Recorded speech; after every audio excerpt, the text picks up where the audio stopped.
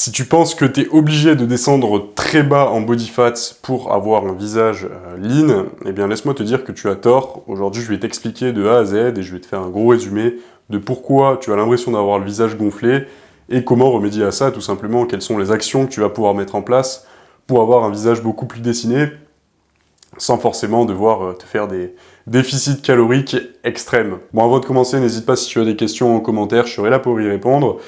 Avant de commencer aussi, n'oublie pas de t'abonner, ça m'aide vraiment à avancer dans les projets, et puis toi, ça t'apporte un maximum de valeur, donc voilà, c'est donnant, n'hésite pas à le faire, ça me fait vraiment plaisir. Alors déjà, la première erreur, ça va être de croire que le visage pas forcément sec, pas forcément tracé, est dû au gras. C'est vrai que dans la plupart des cas, quelqu'un qui a un body fat haut va pas forcément avoir un visage très tracé. Alors à ce moment-là, il faudra faire un déficit calorique pour descendre aux alentours des 20%, 15-20% de body fat. Mais dans l'autre partie, la plupart aussi des gars qui sont secs n'ont pas forcément un visage très tracé et ils croient qu'il faut descendre encore plus bas en calories pour justement avoir ce visage encore plus tracé, ce qui est relativement faux puisqu'en fait c'est simplement dû au gonflement du visage. C'est de l'eau, du gaz et de l'inflammation en fait. C'est une accumulation de tout ça qui va créer ce gonflement et cet inesthétisme au niveau du visage. Alors déjà, la première cause, ça va être une alimentation trop salée. Donc on s'en rend pas forcément toujours compte, mais dans ce qu'on mange, il y a pas mal de sel, et le sel va retenir l'eau. En deuxième, on va avoir un manque de potassium, qui va empêcher l'équilibre hydrique. Après, on va avoir une mauvaise digestion, donc qui va entraîner des lourdeurs et des accumulations de gaz. Et pour finir, on va avoir du stress et un manque de sommeil, qui en fait entraîne une hausse du cortisol, et qui vont retenir l'eau, qui vont stocker l'eau. Alors maintenant, on va voir un point très important, qui est la lymphe. En fait, la lymphe, je t'ai mis que c'était les égouts du corps. En fait, il faut que tu vois ça comme un immeuble.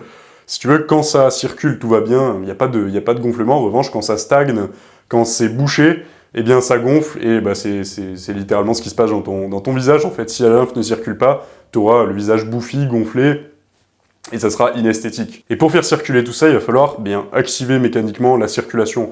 Donc déjà, les causes de tout ça, ça va être un visage bouffi, un visage gonflé, une sensation de lourdeur au niveau du ventre, donc un ventre ballonné, un manque d'énergie, et cette sensation d'être un peu lourd, bouffi, quoi. Alors les solutions concrètes pour remédier à tout ça, ça va être déjà en premier du cardio, donc tu peux faire de la course, de la corde à sauter, que sais-je, des hits, du sprint, de la musculation, du poids de corps, enfin ce que tu veux, de la boxe, etc. L'idée c'est que tu transpires pour faire circuler la lymphe et pour vraiment activer toutes les parties de ton corps, pour bouger ton corps dans tous les sens, et pour faire circuler cette lymphe qui est si importante à ton esthétisme physique. En deuxième, on va avoir bien faire du sauna ou s'exposer à la chaleur. Tout simplement, ça va entraîner un meilleur drainage, une vasodilatation plus performante, et tout ça, ça fera mieux circuler ta lymphe. Ensuite, on va avoir la maximisation du sommeil, notamment la maximisation du sommeil profond, puisque le sommeil profond va activer ton système lymphatique, qui lui va faire baisser ton cortisol, et donc tu auras une meilleure circulation lymphatique. Ensuite, on va essayer de réduire son stress. Donc d'ailleurs, je t'ai fait une vidéo 100% dédiée à ça, comment dompter son anxiété, je crois que je l'ai appelée, c'est l'avant-dernière, enfin c'est l'avant que tu viens de voir maintenant, donc je te mettrai un petit lien en haut pour que tu ailles directement la voir. Voilà. Après, on va essayer d'avoir un meilleur équilibre sodium-potassium, donc on va essayer d'avoir un ratio 2 en faveur du potassium. Le potassium, tu peux le retrouver dans les épinards, dans les bananes, dans l'eau de noix de coco, enfin bref, t'as pas mal d'aliments. Après, on va avoir aussi la consommation de diurétiques naturels. Et bien en fait, je viens de voir que je l'ai pas mis du tout ici, mais du coup, principalement, ça va être des racines de pissenlit, du thé vert, et ça va en fait stimuler l'évacuation d'eau. Donc c'est très bien pour le dégonflement. En avant-dernier, tu vas essayer de consommer des enzymes digestives, donc notamment de la bromélaïne, de la papaïne, de la lipase. En fait, ça va stimuler la circulation des gaz, ça va éviter la stagnation du gaz intracellulaire, ce qui va faire dégonfler ton visage. Et du coup, ça va aussi améliorer ta digestion. Et en dernier, on va avoir un petit ustensile donc, qui s'appelle le gacha, ou bien le massage, hein, comme tu veux, comme tu préfères. Tu te le passes sur la peau et ça va stimuler localement et temporairement le drainage lymphatique, ce qui va améliorer la qualité de ta peau et la qualité de ton esthétisme du visage. Alors les erreurs à éviter maintenant, ça va être de penser que c'est du gras. Donc c'est pas forcément du gras, sauf si tu as un body fat vraiment élevé.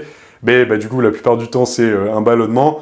Si tu penses que c'est du gras, ça va sécréter. Tu vas sécréter encore plus de cortisol, ce qui va te rendre encore plus bouffi. Donc évite de penser ça. La deuxième erreur, ça va être de manger soi-disant clean, mais en fait de manger ultra transformé Et dans l'ultra transformé notamment, il y a énormément de sel caché.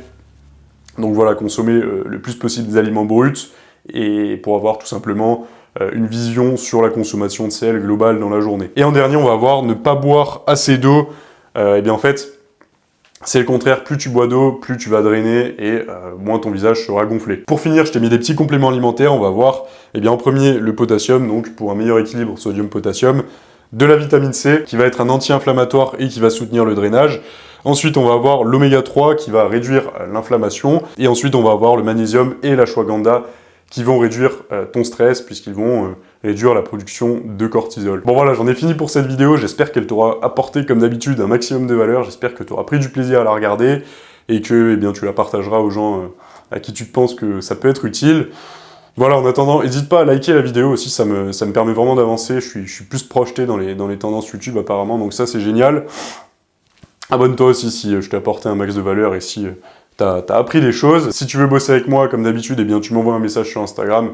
Donc c'est pour les gars vraiment motivés qui veulent changer leur physique, leur niveau d'énergie, qui veulent passer à l'action, qui veulent eh bien maximiser en fait leur santé globale, leur hygiène de vie, pour justement performer dans d'autres domaines et pour avancer plus sereinement dans leur vie. Donc voilà, même si tu es un peu plus âgé, si tu as plus de 30, 40 ans, eh bien n'hésite pas à m'envoyer un message, on pourra vraiment faire du bon taf ensemble. Donc voilà, j'espère que tout ça t'aura plu, j'espère que tu passeras une bonne journée ou une bonne soirée selon l'heure à laquelle tu regardes cette vidéo, et puis écoute, je te dis à très bientôt en espérant que ça t'ait plu.